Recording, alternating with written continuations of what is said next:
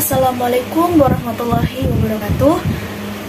Yang terhormat Bapak Vicky Dwi Wicaksono, SPD MPD, selaku dosen pengampu mata kuliah PPKN jurusan PGSD Universitas Negeri Surabaya.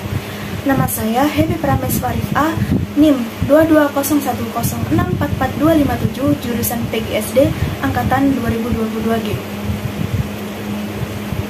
Untuk pertanyaan pertama, bagaimana anggapan konsep Esa di tengah-tengah banyaknya agama atau kepercayaan yang berkembang di Indonesia saat ini? Seperti yang kita ketahui, arti dari ketuhanan itu sendiri yaitu satu, keyakinan terhadap adanya Tuhan yang Maha Esa dengan sifat-sifatnya yang maha sempurna. Yang kedua, ketakwaan terhadap Tuhan yang Maha Esa dengan cara menjalankan semua perintah-perintahnya dan sekaligus menjauhi segala larangan-larangannya. Yang ketiga, saling menghormati dan toleransi antara pemeluk agama yang berbeda-beda. Dan yang keempat yaitu kebebasan menjalankan ibadah sesuai dengan agama dan kepercayaan masing-masing. Di sila pertama dari Pancasila Dasar Negara adalah ketuhanan yang Maha Esa. Banyak di antara kita yang salah paham mengartikan makna dari sila pertama ini, baik dari sekolah dasar sampai sekolah menengah umum. Kita diajarkan bahwa arti dari ketuhanan yang Maha Esa itu sendiri adalah Tuhan yang satu atau Tuhan yang jumlahnya satu.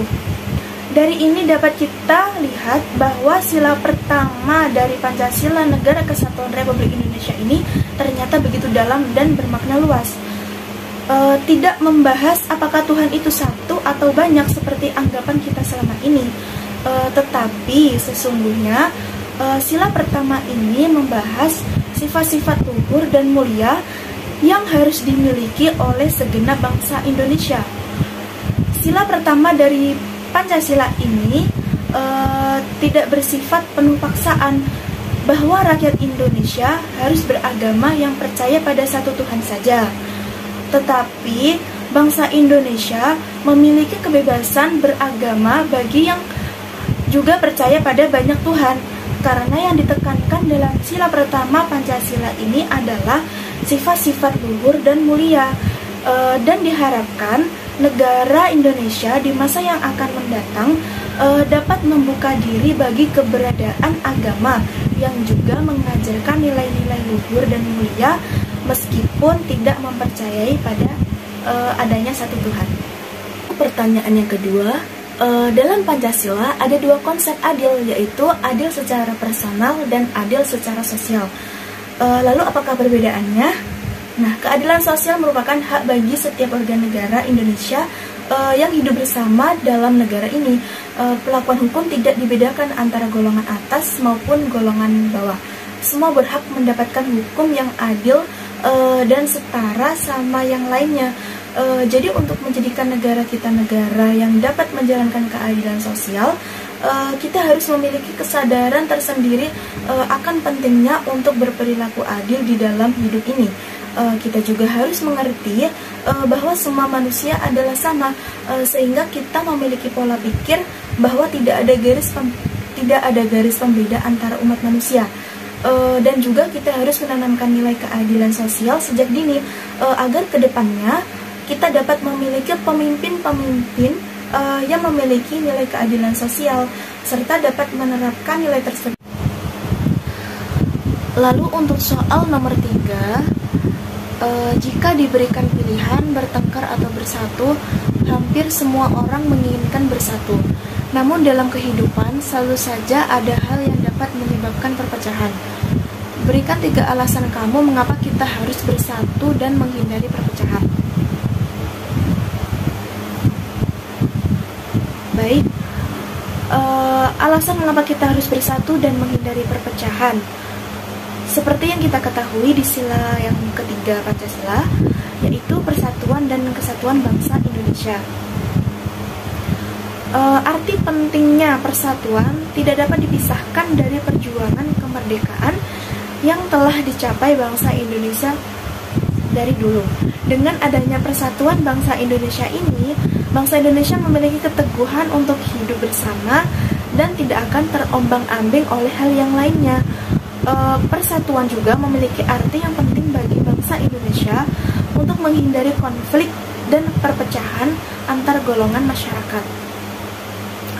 Hal tersebut juga berhubungan dengan keadaan Indonesia yang terdiri dari berbagai macam kebudayaan. Bangsa Indonesia juga haruslah memegang teguh persatuan antar masyarakat serta golongan untuk mempertahankan kedaulatan dan kemerdekaan. Seperti yang kita ketahui, semboyan, bersatu kita teguh, bercerai kita runtuh, menjadi salah satu perilaku persatuan dalam lingkungan masyarakat. Semboyan tersebut dapat diartikan sebagai upaya untuk saling menghormati, saling menghargai sesama masyarakat, menjaga hubungan baik dengan sesama, serta berperilaku sopan kepada sesama masyarakat sekitar. Lalu untuk pertanyaan yang nomor 4, Pancasila keempat menuntut kita untuk mengambil jalan musyawarah mufakat atau melalui perwakilan dalam pengambilan keputusan saat ada permasalahan. Namun dalam kasus pemilu di Indonesia, semua dilakukan melalui mekanisme pemungutan suara secara voting. Mengapa demikian? Seperti yang kita ketahui, voting sendiri merupakan pemungutan suara yang dilakukan jika musyawarah tidak mufakat dalam mencapai kesepakatan. Keputusan bersama dalam pemilu bisa diambil dengan dua cara, yaitu dengan cara musyawarah untuk mencapai mufakat dan pemungutan suara terbanyak. Seperti penjelasan di awal, pemungutan suara terbanyak diambil jika musyawarah yang dilakukan tidak dapat mencapai mufakat. Biasanya, orang yang memilih voting itu sebagai cara yang paling tepat bila musyawarah yang dilakukan tidak bisa mencapai tujuan yang baik. Lalu, untuk soal nomor 5, yaitu penerapan nilai-nilai Pancasila bukan hanya untuk pejabat saja, namun semua warga negara Indonesia berhak dan wajib menerapkan nilai-nilai Pancasila, termasuk pula di sekolah dasar. Berikan 3 contoh dan jelaskan aktivitas pembelajaran di sekolah dasar yang mengandung nilai-nilai Pancasila. Jadi, sesuai sila pertama yaitu ketuhanan yang Maha Esa. Sebagai contohnya, siswa SD berdoa sebelum belajar dan sesudah belajar. Kegiatan ini dapat membentuk jiwa kerohanian pada siswa tersebut, serta menjadikan anak taat kepada agama yang dianutnya. Lalu yang kedua yaitu membina kerukunan sesama teman. Maksudnya agar para siswa timbul rasa saling memiliki dan rasa persaudaraan yang kuat terhadap sesama dan memiliki sikap saling tolong-menolong.